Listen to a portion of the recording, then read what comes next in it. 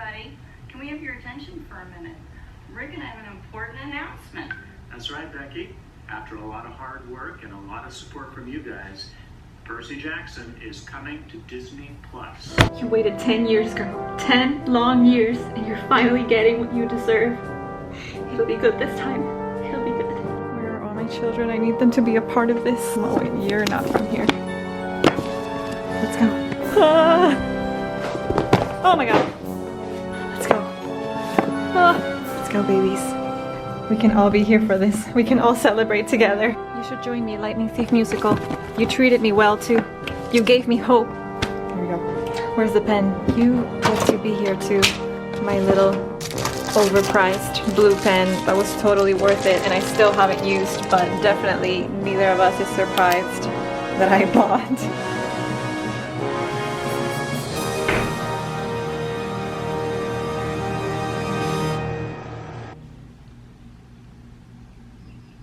Okay, I actually can't keep the drama going. It's way too hot. Wait, I should change shirts first. I have absolutely no plans whatsoever for this video, so thanks for watching it anyway. So here's the big deal. Here's the big thing that we're all talking about. We are gathered here today because Percy Jackson and the Olympians is finally going to be a TV series with, you know, good writing. So it's going to be on Disney Plus, and Rick and his wife are going to be super involved throughout the whole process as far as I understand. So yeah, it's going to be beautiful.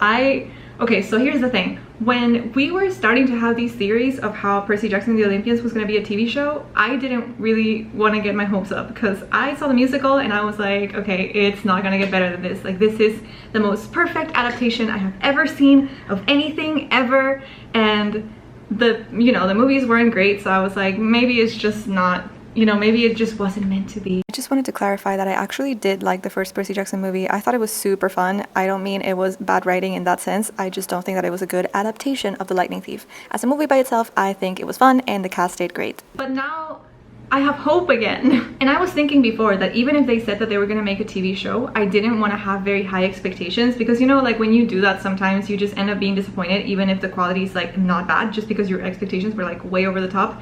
But I feel like I trust Rick Riordan so much that I don't care about that anymore. My expectations, I don't know what expectations are. I just know that it's gonna be amazing and it's gonna be beautiful and it's gonna be everything that we deserve and we've waited for 10 years or longer. 14-year-old me is thriving. I'm kind of sweating. What even is the point of this video? The point of this video is just that Percy Jackson is that good, that it's been 10 years, we've been disappointed over and over, and we still have hope because Percy taught us to, stay hopeful. So for those of you who don't know what the Percy Jackson and the Olympian series is, or you just were never interested in reading it because you don't really care for Greek mythology or whatever, it's this book series about this kid. Well, it starts out with this kid called Percy. He's 12 years old and he is a troubled kid. You could say that. He's been kicked out of 6 schools in 6 years. He has the best mom, and then there's this thing that he lives in this world where the Greek gods are real. So the Greek gods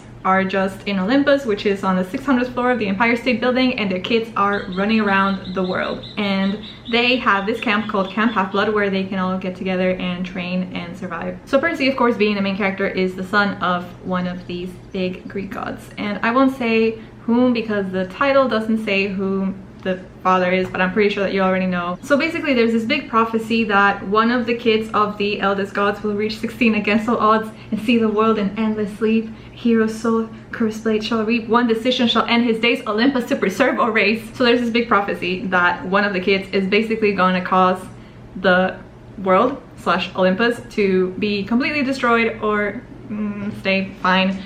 But yeah, there's this big thing, and Percy is very much involved in this, and everybody's suspicious that he's gonna be, and then it's revealed that he actually is the son of one of the main 3 gods. The 3 main ones are Zeus, god of the skies, Poseidon, god of the seas, and Hades, god of the underworld. So yeah, that's the basis of the story. Except it's not even just that. Percy Jackson and the Olympians is a book series that touches on so many topics that even now we really should be talking about. Percy is growing up in this very abusive home. Like, he has a beautiful mother, she's the best mom besides my mom, but he has a very abusive stepfather and it's never just brushed over. It very much impacts his decisions, and you can see how it affects him when he realizes that Gabe probably hits his mom.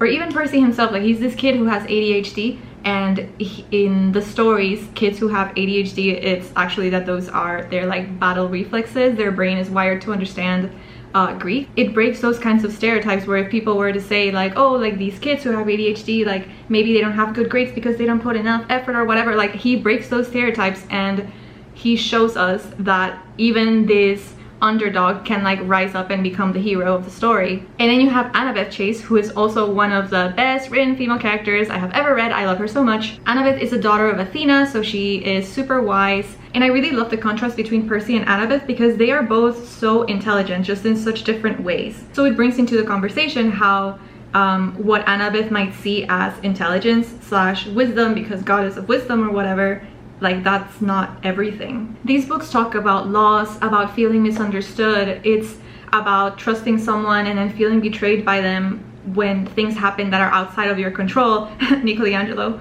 And it sort of starts kind of questioning that idea of the hero itself. This is actually something that I especially appreciated from the musical. In the musical, you have Percy singing this song called Good Kid, and he, in this song, talks about how like he's so misunderstood, like he's not a bad kid despite everything that's happened to him, and how he keeps trying but it feels like the world is against him. And then at the end, Luke sings sort of a reprise of this song that Percy sings, Good Kid, but he starts talking about how the gods were never on his side, it's time to watch them fall. So he's this parallel of Percy and what Percy would have been without these very specific things in his life.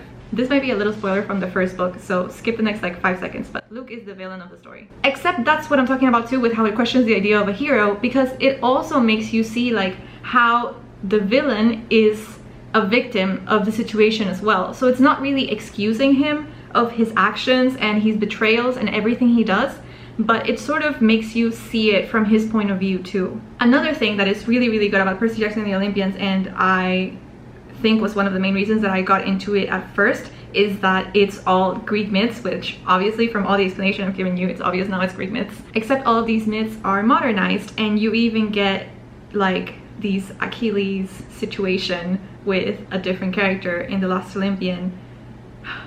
It's just so good. I remember when I was in high school, when I was a senior in high school, I wrote my big like senior year paper, I don't know, extended essay. I wrote my extended essay on Percy Jackson because I was trying to explain how Rick Riordan uses this story about these kids in this in this world where Greek gods are real to teach kids these moral and academic lessons. I phrased this like thesis statement in a way that it sounded super academic, but what I mean by that is that like the Percy Jackson books teach you so many things about life that you don't even realize because you're living it with the characters. It's the type of book series that would make anyone feel a little less alone. So these moral lessons that I was trying to mention included those sort of emotions that it brings in a person, because it raises all of these feelings of empathy and wanting to understand other people and their situations better before judging them. And by the academic lessons, I mean that Rick Riordan is, in a lot of cases, just retelling some of the myths, but in more creative ways. So it brings this feeling of curiosity in people so that they will look into these myths and see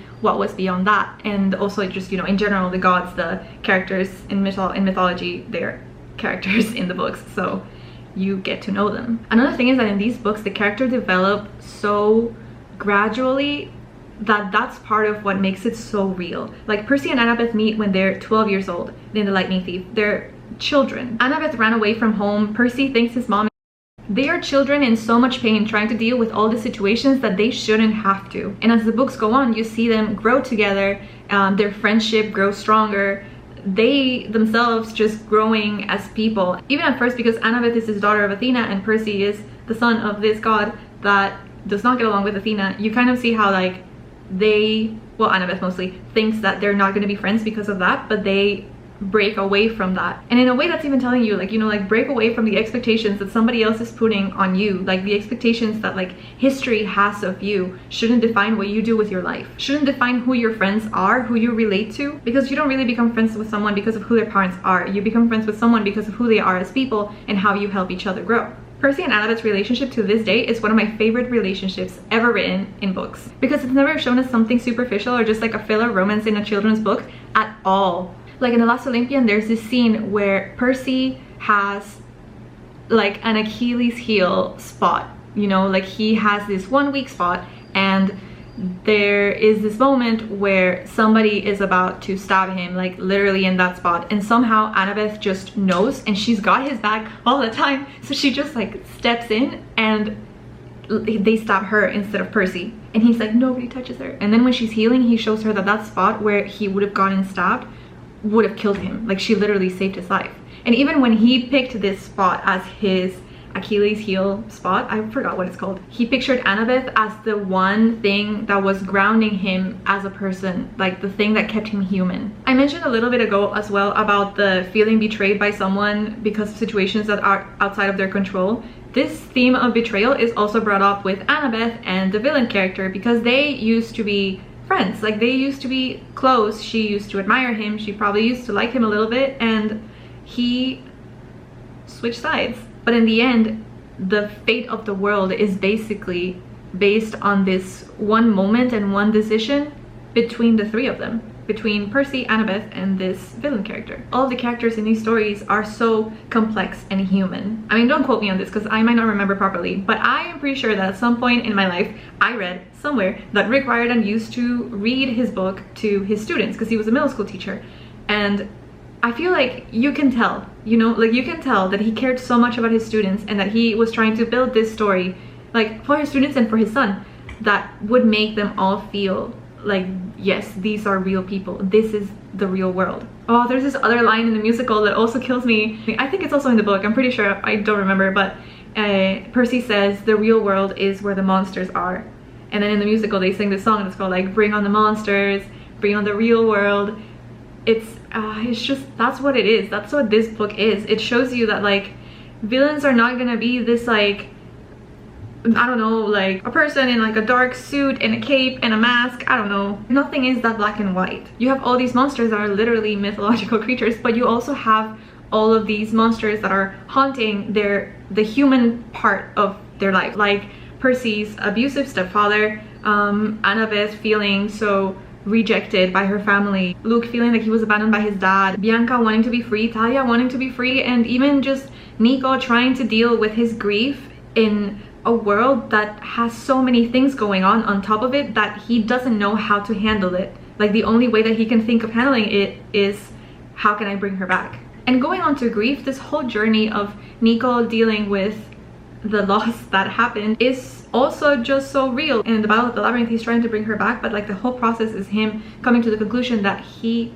can't bring her back, like she's gone. And there are moments in life where you just have to put some effort and try to move on from situations. So I just realized while editing this that actually sounds so cold, just being like, make an effort and move on. But I just want you to know that that's totally not the tone that I meant to say it in. And I think I'm mostly like talking to the inner part of me that doesn't really want to move on from grieving. And it's never going to be easy, and it's never going to be like the thing that you want, but it's what you need. Like you can't hold a grudge on death. And thinking about this part of Nico's personal journey with grief helped me a lot when I was going through that kind of thing, because I definitely relate to that feeling like you want to blame someone for something that's totally outside of their control, and it's just not logical, but it's just how it feels. These books genuinely changed my life. Like I know that this is a feeling that people have with Harry Potter all the time. They're like, oh, I grew up with Harry Potter and all these things. But that's how I feel about Percy Jackson. And that's why I'm so happy that there's going to be a TV show with Rick Riordan actually involved in the process, because then this other generation of kids is gonna have that same thing that I had. Because when you love a series so much, you want to share it with everyone so that they see in that series what you see in it, but also so that they see themselves and their problems and the things that they need to reflect on that show as well. The thing is, I really think that this series has something for everyone. Like there's so many little things that you're gonna feel like at least one of those little things is relatable. And then you're gonna go on to the Heroes of Olympus, which also is gonna have some other things. I haven't read the Heroes of Olympus series as many times as I have read the Percy Jackson Olympus series, so that's gonna be a different video. But in general, I think, yeah, those are like the main things that bring this kind of feeling to me from Percy. It's just that it's so human and so real, and it's a fantasy thing but it's more real than a lot of non-fiction things I have seen. Because that's it too, like it finds the ways to show you the world through this lens of fantasy. God, I love fiction. I love Percy Jackson. I'm literally gonna start crying like any moment now. I don't really know what else to say, but I hope that this video kind of made sense and that it helped some of you who were on the fence about whether or not you wanted to read Percy Jackson to decide to read Percy Jackson. I think my mind is just all over the place, and I obviously probably should have come up with an outline before deciding to just but this is just what the heart needs sometimes. Let's support this show, hope for the best, knock on wood so I don't jinx anything. I'm gonna try to post more often and maybe more videos like this. I don't know, you tell me. I feel like it was kind of a mess when I was talking about it, but also it feels kind of good to talk about it like this with no plans and just be like, blam, this is how I feel. But how does it feel for you? Let me know in the comments. Let me know if you're excited about the show. Let me know if you have listened to the musical. And if you haven't, I will send you a link to this video where, actually, I don't have to send you a link. You can just look it up on YouTube. Just look up the Lightning Thief musical concert. And there's like 2 videos of this full concert that they did with all the songs from the musical. It's beautiful. So yeah, I hope you're having a good week and you're taking care of yourselves, because we all need this kind of warmth in our lives, especially these days. So take breaks, take care.